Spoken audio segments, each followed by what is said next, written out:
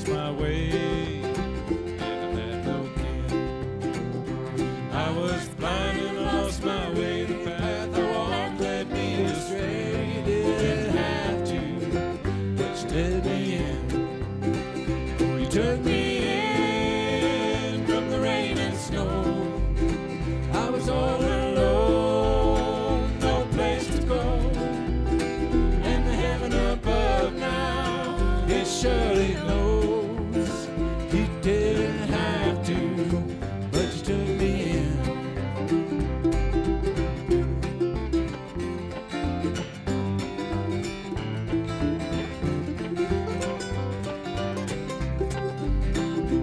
I was tired, and you took me in. I could take no more, I was lost in sin. I was tired, I could take no more, and made me lie down on your floor. You didn't have to, but you took me in.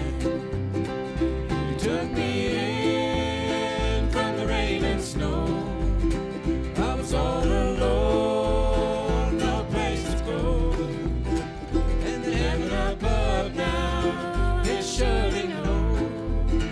You didn't have to, but you took me in.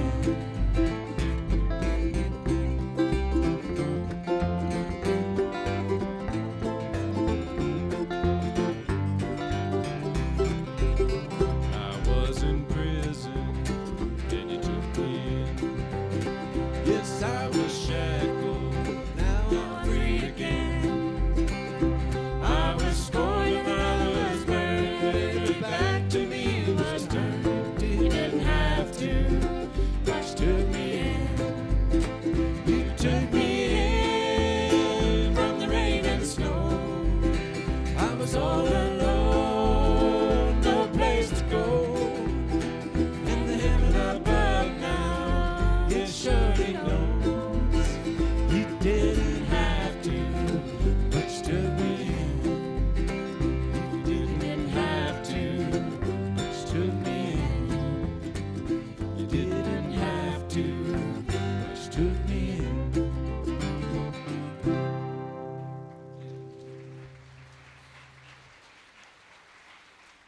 Oh, Father, may we be people like that. Father, may we see the people who are hurt and broken and poor and need help. And may we be your hands and your feet in this world. We pray that in your name, Father. Amen. Give somebody a hug. Kids, you guys can go off to Sunday school. And we have Operation Christmas Child, yes.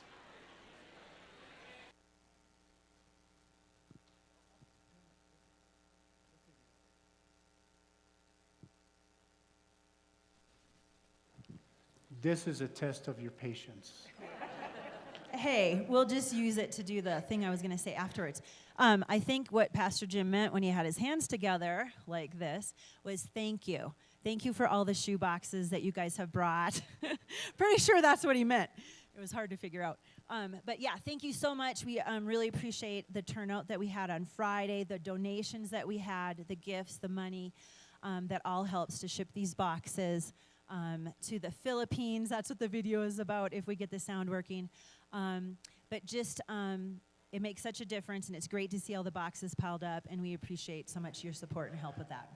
And, They did this on purpose. That way they can interrupt my sermon to play it. oh, maybe, when Somebody- they figure it out, I think it's a good plan. A couple of people have already said, are we trying to build a wall so I can hide behind it? I know, I love Rob had the kids keep piling higher, so we're trying to lose Look the at band. this. Or lose Jim, maybe. We should maybe put them here. But One yeah. year they did that. They put them around this 1 year. That was Leland, I feel like, yes. So, anyways, so thank you so much. If you have any questions, of course, always contact me. We have more information, of course, in the back. Tons of boxes. You still have all this week to make more boxes. It's super fun and a great activity and changes lives. And the video will play. There it is. Barangay Tibtib is one of the remotest areas in Iloilo. There is no electricity, no running water, no infrastructure in the area. But because Operation Christmas Child, the gift boxes were brought to the area, and as a result, a church was built. It's slippery, it's muddy, it's physically challenging. We appreciate our ministry partners and volunteers in this area who hike for 1.5 hours every Saturday to go and teach the children in Barangay Tibtib.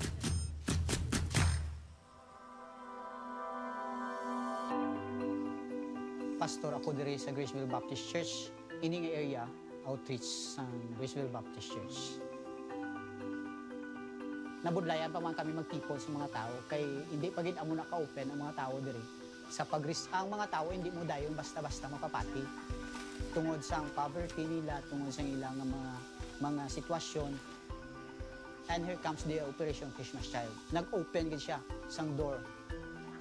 Nagumpisa na ka palapit ka nagbukas man sa at the same time sa una-una kag sa hearts ng mga tao diri.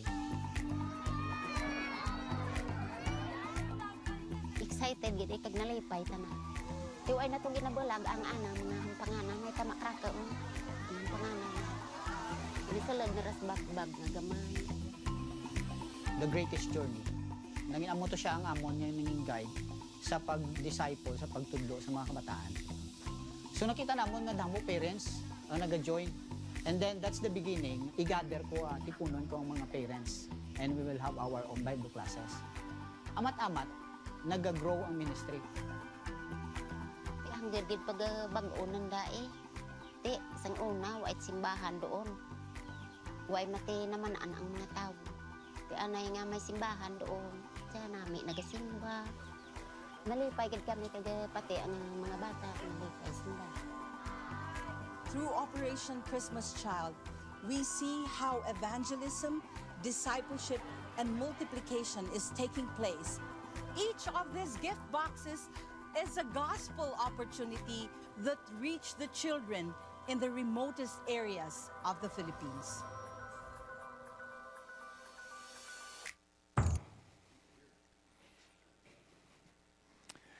How many of you were at the packing party? We're here. 3 of you? I counted like 100 people. Wasn't it fun? It was great. Thank you for coming. For those of you that didn't come, shame on you. No, I'm kidding. You just need to come next year because we had so much fun.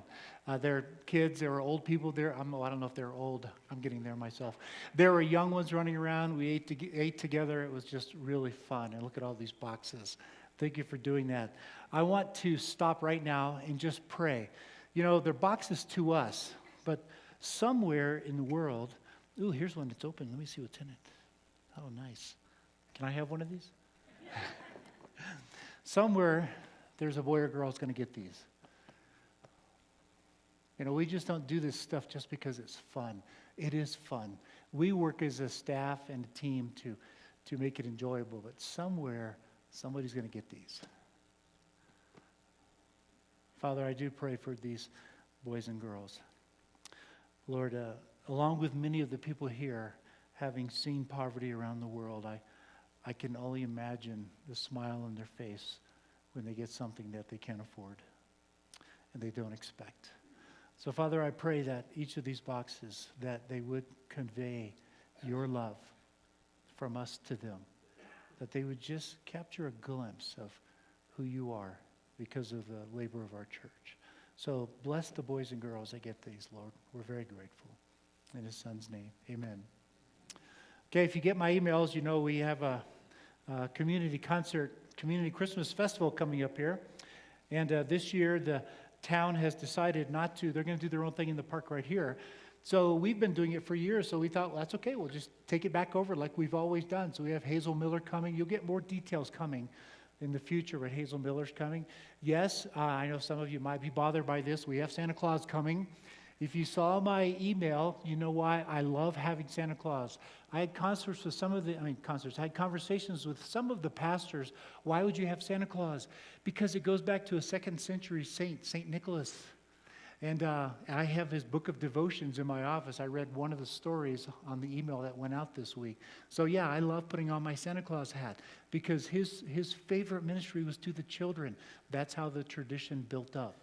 This is not pagan. Don't let pagans take away from us what is ours, okay? So we have Santa Claus here coming, Santa and Mrs. Claus.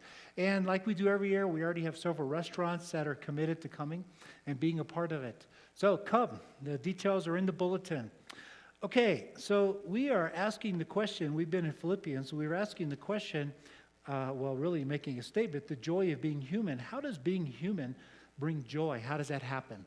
So for those of you that are visitors, we took the first part of the year and we asked the question, what does it actually mean to be human? Because the world's lost track of that. And for the fall, we're looking at the joy of being human. That's what Philippians is all about. Joy is mentioned in every chapter of Philippians. After today, we're going to take a break from Philippians. You know why? Because of Advent. And we're going to be looking at what child is this for the series of Advent. For those of you that are new to our church, Advent is the season between Thanksgiving and Christmas where we highlight the children in our church. And they really get to design it. I don't pick the sermon series for December. They do. So they wanted to talk about what child is this. And we'll be doing that every Sunday coming up Christmas Eve. So start looking ahead at what's happening all fall. Enjoy Thanksgiving. Take time out of your busy days to just thank the Lord for what he's done and what he continues to do. And so now we're going to take a short break after this for Advent. We'll come back to it. And then, yes, I've announced it. I love your responses. We're going to take a look at Numbers, the book of Numbers. Yeah, my students, they think I have a death wish.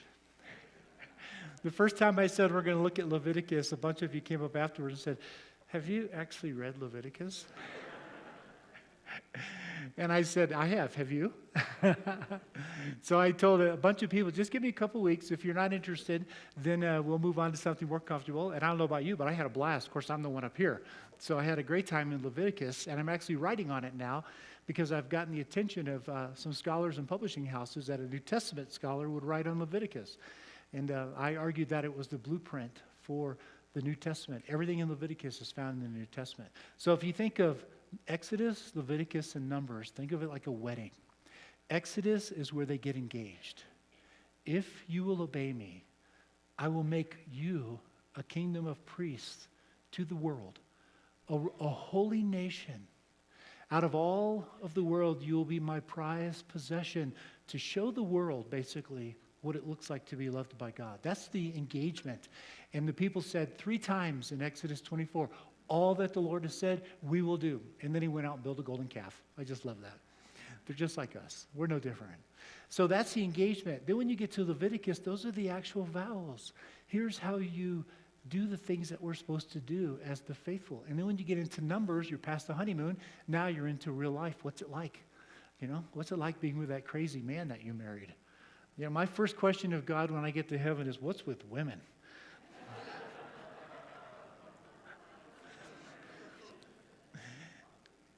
I don't know why God thought I needed 2 women in my life, but apparently he did.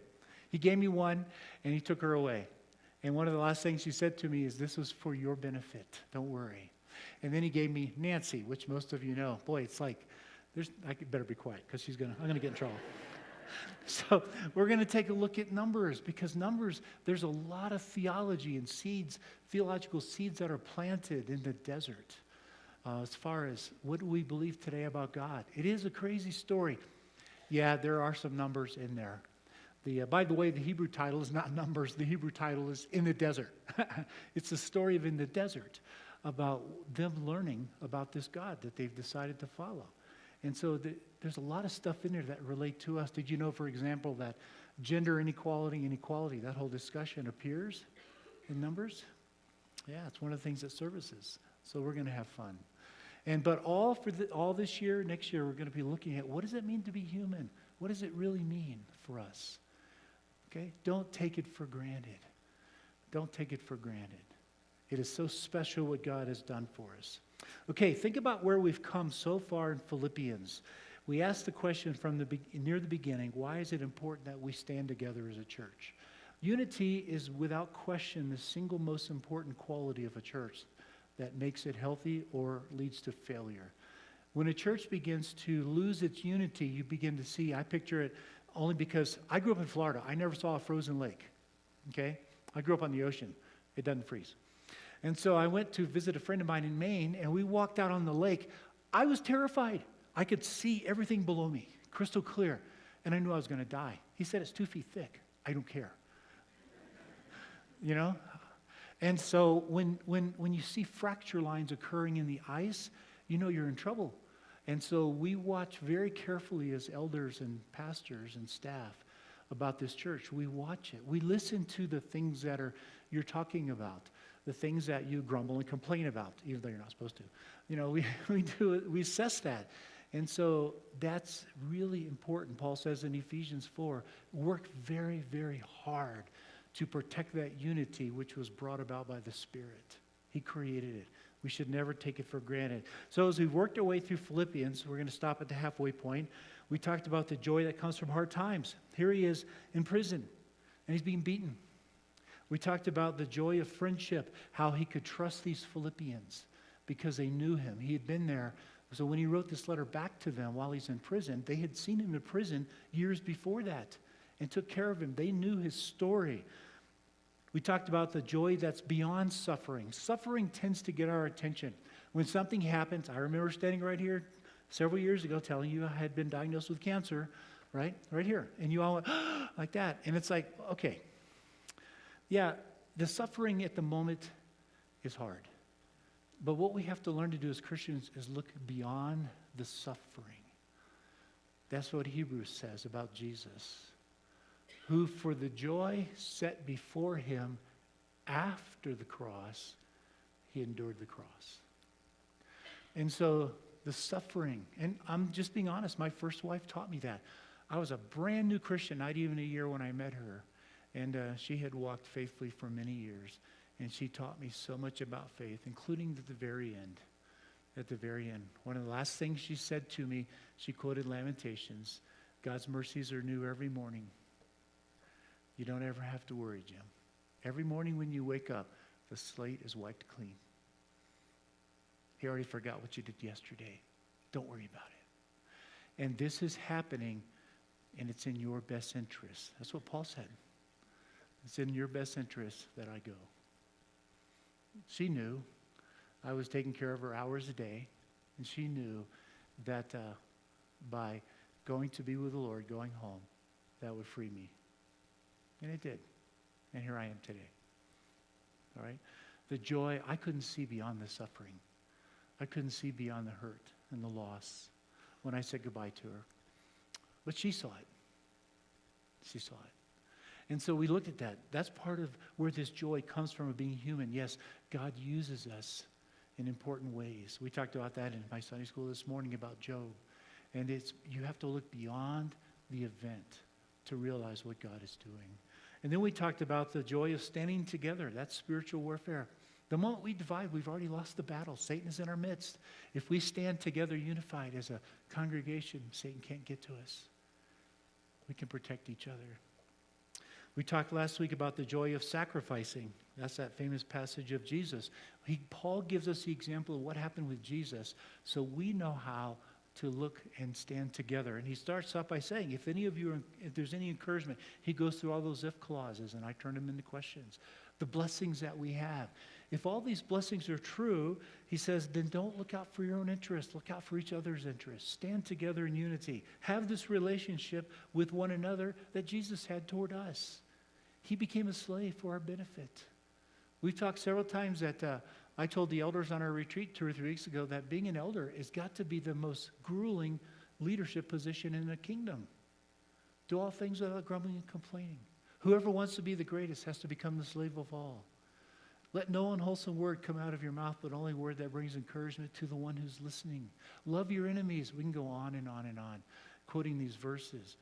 But to really do that, you see, a church that's happy, a church that's healthy, looks like this. Every one of you has 2 theologies. In fact, every human on the planet has 2 theologies. It doesn't matter if you're a Christian or not. You have what you say you believe, and then you have the way you live life. Okay? The closer these are together, the more integrity you have, and the more joy you have. The more these are far apart, the further apart they are, the more hypocrisy you have, and the more struggles you have. And so the greatest gift we can give you as leaders is to help you do this as a church. We all know the verse because I've quoted it 1,000 times. Do all things without grumbling, complaining. Finally, I'm in the passage today that says it. So I can beat you over the head one more time. No. But yet we all grumble and complain. Some of you love to pick on me when you hear me. Is that a complaint? No, I'm just evaluating. But this is all part of this joy. Today it's about the joy of shining brightly. And I'm just going to read it to you. This is because Christ gave us the example. Here's what it looks like, okay? What does it mean to shine brightly? In chapter 2, verse 12 and 13, therefore, my dear friends, he had just given them the whole example of Christ. As you have always obeyed, not only in my presence, but now much more in my absence, continue to work out your salvation with fear and trembling. Okay, let me pause just for a second. Fear and trembling. When we talk about the fear of the Lord, that doesn't mean to be afraid of the Lord. Okay? That's not what it means. Exodus 19, we've talked about that many times. That's the place where they're standing at Mount Sinai. They're slaves. They just come out of Egypt.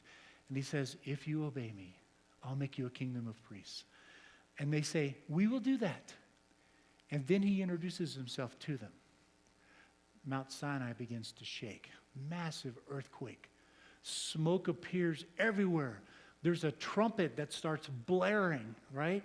And when God speaks, it's this incredible thunder. They can't see. The whole ground is shaking. What would you do?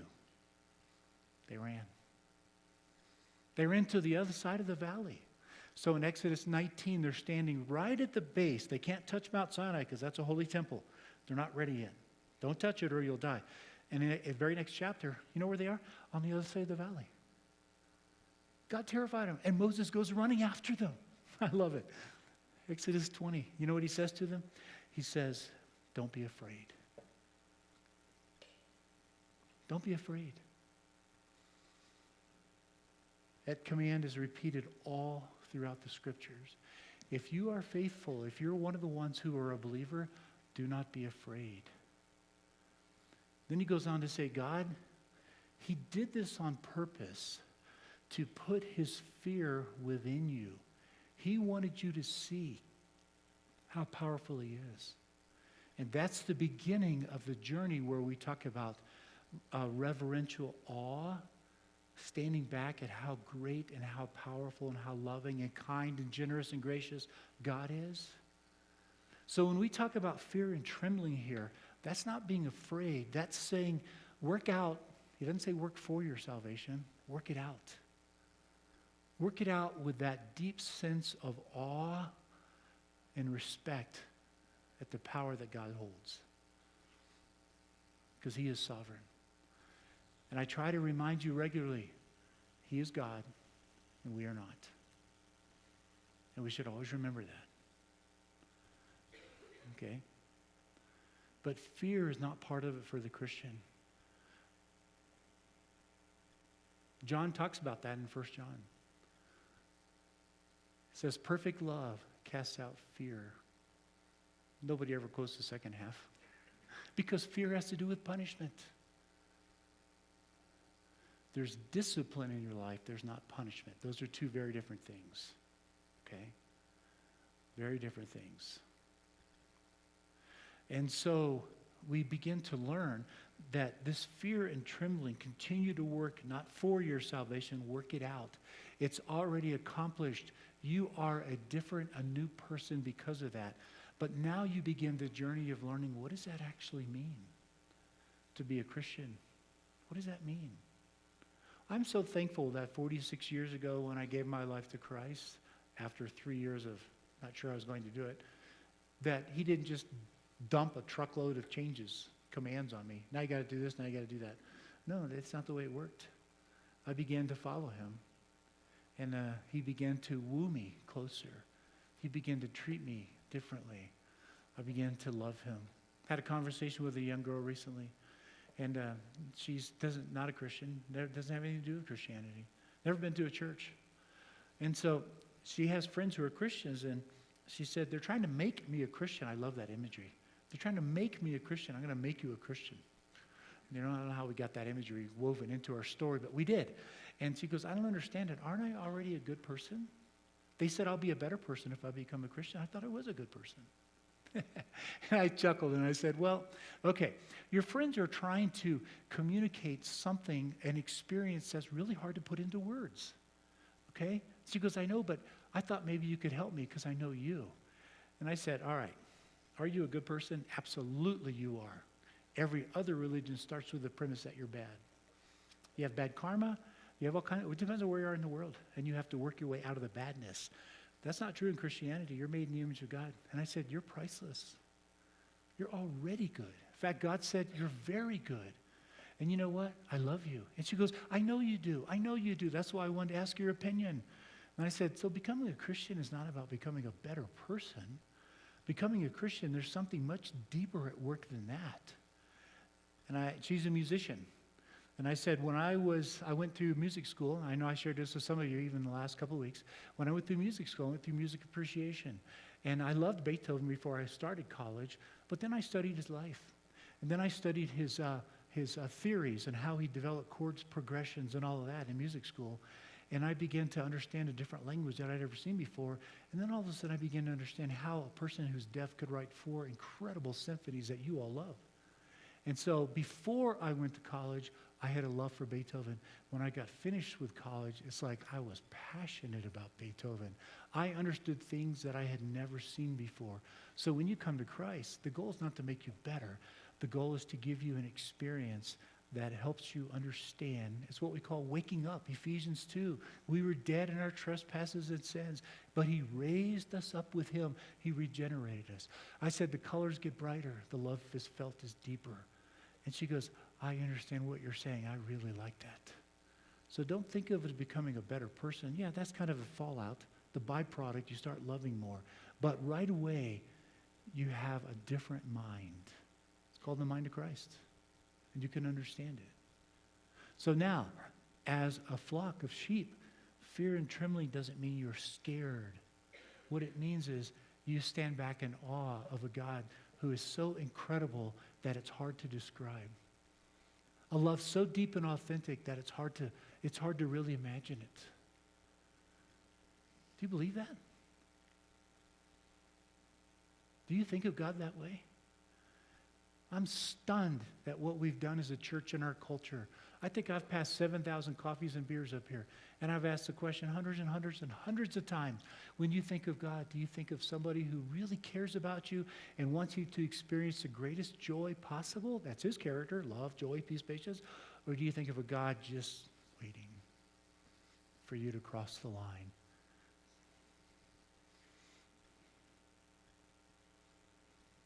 I don't think I've ever had one person say, I believe in a God that loves me.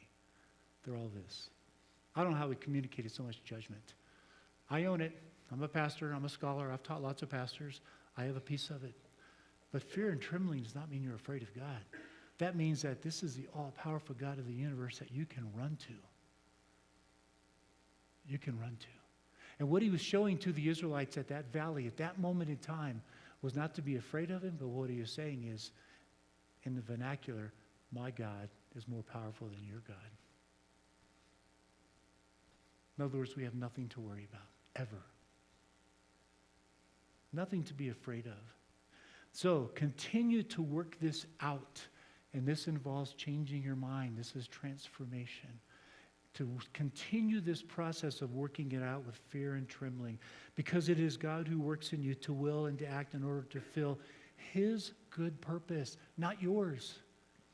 He didn't save you so you'd be happy. That's the byproduct, joy of faithfulness. You get it for all of eternity. He did it because he has a mission. He has a purpose for you. If he just wanted to perfect you, he'd just take you home. It'd be done that fast. But no, we have a mission. I don't know about you, but I have a lot of friends out here that I care about deeply that don't yet know him. This young person I was talking to, I said, John 10, Jesus said, my sheep hear my voice. I said, do you ever get the feeling somebody's just whispering your name in your ear? She goes, yeah, I do. I said, just listen carefully. You're tuning that dial, and one day that frequency is going to become clear, and you're going to hear your name. That's God. And she cried. I don't know about you, but I have a lot of friends that don't know the Lord. I'm going to expend every ounce of energy I have until, as Martin Luther says, if the Lord wants to take me, he will surely find me. And in that second, I look forward to embracing him and enjoying the rest of eternity after the hard work. That's what he's talking about. Then in verse 14, do everything without grumbling or arguing. Okay, now you listen. I'm actually in the passage, so I get to beat you up now, okay? Think about it. Do everything without grumbling or arguing. Why? So that you may become blameless and pure, children of God without fault in a warped and crooked generation. Does that describe our country or not? Oh my goodness. I love the media. I love the media. I start with the premise that they got to sell something because they're making money. Okay? It's all about money, power, or sex. One of those three. Okay? I don't care which. And so just start with the premise, and now look what they do with it. Look how they distort it. When the whole question of the amphitheater came up early in the summer, you guys know about what happened with the amphitheater, town council. They're working on it. And so I got a call from all these people all over the world. My friends in Cambridge, England said, what's going on in Dillon, Colorado? The headlines in their paper in England was Civil War brewing in Dillon, Colorado. We got 963 people. We made the international news. I love it. And so I ignored everybody wanted to talk to me. CNN, Fox News, Daily. I said, I'm not even going to return the calls. But I took the Denver Post call because they're here, a local paper for our state. So the guy starts off with, why are you guys fighting the town on the amphitheater? And I said, well, I'm already confused on your first question. Exactly what do you mean by that? And he said, well, I mean, you guys got a law firm and you're fighting the town so you can get in the amphitheater. And I go, I'm really kind of curious. Where did you get your news, your information? And he said, well, I read the Summit Daily. I couldn't help it. I said, oh, this is great. One reporter getting his news from another reporter that has no idea what he's talking about. And the guy at the Denver Post said, point taken, do my own research. Let me start this over again. Are you guys fighting the town council? And I go, no, we're not even in the discussion. And he goes, what? How did that happen? And I talked about how it unfolded and the challenges that they're facing trying to write a policy. And I said, we're here to bless the county, the community. And he said, what does that mean? How do you do that as a church? Okay, we gave $100,000 to poor people through our benevolence fund, 4,000 meals to our food bank. We have a mental health counseling here for our community. If they need financial help, we help them do that. We do all kinds of things like that. And he said, you're kidding. How come nobody writes that up? I don't control the press. Can't answer that question. It was a great conversation. I have no idea what he wrote because I don't follow the Denver Post. But I love following the press, how they take things and they twist it. And they manipulate it for their own benefit, which is what? Money, power, or sex. I just love it. It is a warped generation, a crooked generation that we live in. But why is that important? Then, he says, if you learn to do this, you learn to work out your salvation with the right motivation, where we genuinely care and love each other. We protect that unity more than anything else in the world. We stick together. We take care of the poor people. If we do that, and we learn not to grumble and we quit arguing and complaining, then you will shine among that generation like stars in the sky. It's like stars in the sky. Then you'll shine. Every one of you shines at some level. And some of you have the, I'm not trying to put you down, you have the awareness to know when that's happening.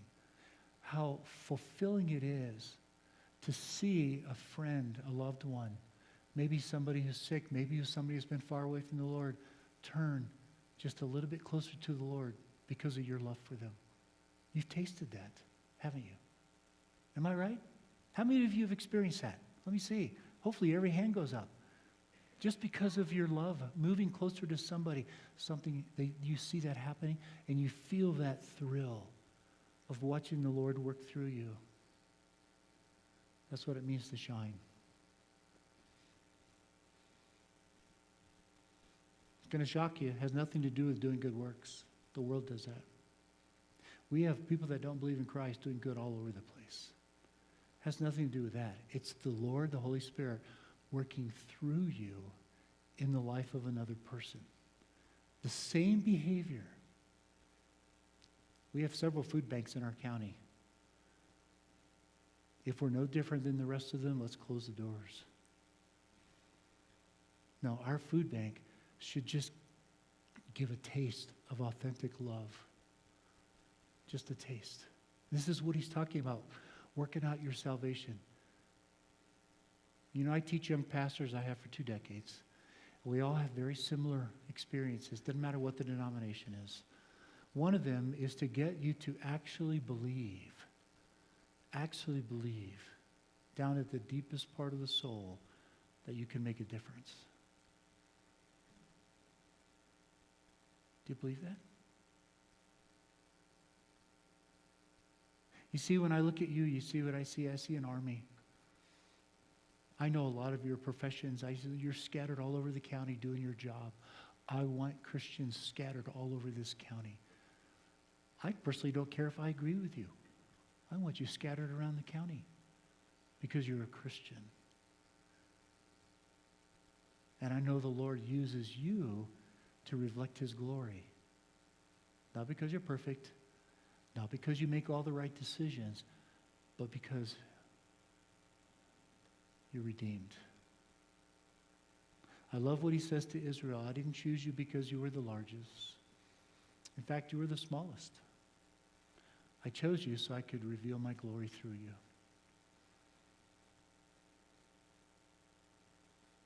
So he took the people group in the ancient Near East that had the least amount to give, slaves. So he could reflect his glory, he could reveal his glory through them, and that's what you do. This is what this passage is all about, right here. Now I want to say something to you. Got to pull up my stool. Get to be your pastor for a second. Some of you that have been around a long time know when I pull the stool out, it's time to have a conversation. Satan is always coming after us, always. I've asked the elders more than once when we voted to start a Christian school, did you think Satan was going to sit on the sidelines and smile at us? No. He's coming at us in every way possible. Every way that you can imagine. To get us to divide. Stop. We made it through the election. I'm so proud of you guys because we didn't divide. We're still together. Some of you are happy. Some of you are sad. I get it. I just have fun watching what happens. I love watching all the promises that are being made and were made before, which are never going to be carried out. Yeah, I'll be honest with you. Politics, I hate politics. My favorite makeup is I don't care which office has the president as long as the other party has the Congress. Because then they just argue, nothing ever gets done. And they leave me alone. Well, guess what? We have another little thing brewing right here in our own town. And I'm already hearing it. I watch for those fracture lines, okay? And I'm already hearing it from some of you. We have a recall beginning. A petition was signed to recall 3 of our town council members. One of them is sitting right here. One of our members. Renee's not here. I point her out too. Right here. Because we disagree with something they might have done. Really? Are we going to fight over every disagreement? Did you know our town is $4 million in debt? Dylan? This goes back long before Dana was on the town council, long before Renee, long before John Woods, long before these people were on the town council. This was a situation when I got here. Our town's been in debt. We don't have the tax revenues to keep up. So I watch these town council members, and I watch them, and I've met with almost all of them that would meet with me and talk to them at length. And you know what I've come away with? They're trying their hardest to do the best, Do I always agree? No, Dan and I have disagreed on things. I don't care about that. All I know is I have a believer sitting here. I sat with Renee for an hour the other day, and one of the other town council members, a new one, that was with her, and talked it through. Every time we do a recall, it's $30,000 for our town. And we're going to fight over the little decisions instead of band together and help them. Do you actually believe as a church that of a town with only less than 1,000 people, do you believe we can make a difference? I can't influence the federal elections. I'll even try. But do you think we can make a difference in our town? We talked about this when the amphitheater kind of dissolved. That for at least a year, they're trying really hard to get it back for us. Is it worth getting a lawyer and fighting? Do we want to win the battle so we can lose the war? What did we learn from Paul in Philippi? He was a Roman citizen, and he decided not to exercise his right. He went through, Acts tells us, a severe beating. And he stayed up all night singing praises because he trusted the Lord and he didn't exercise his right. All he had to do was say, I'm a Roman citizen. They couldn't touch him.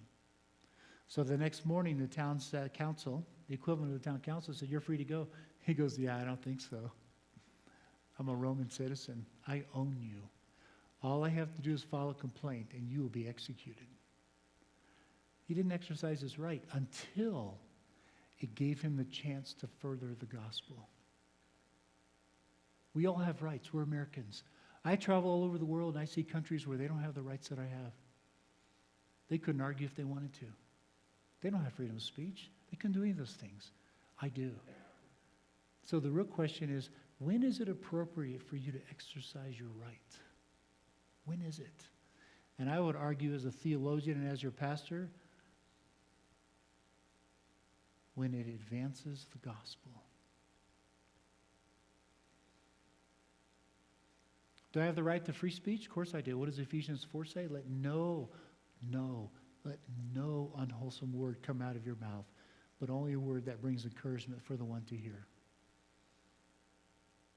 So you're not in the same party with me. I don't agree with you at all. Is that bringing encouragement? It's not, is it?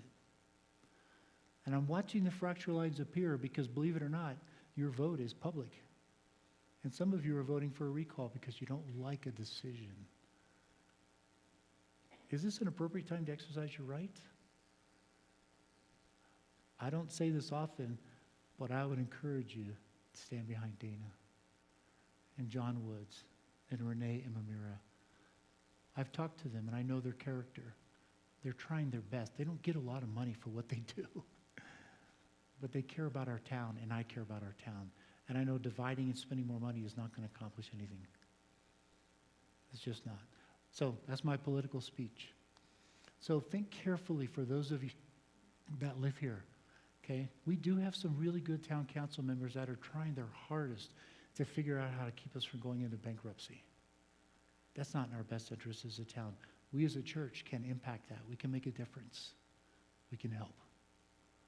This is a good little town. Okay?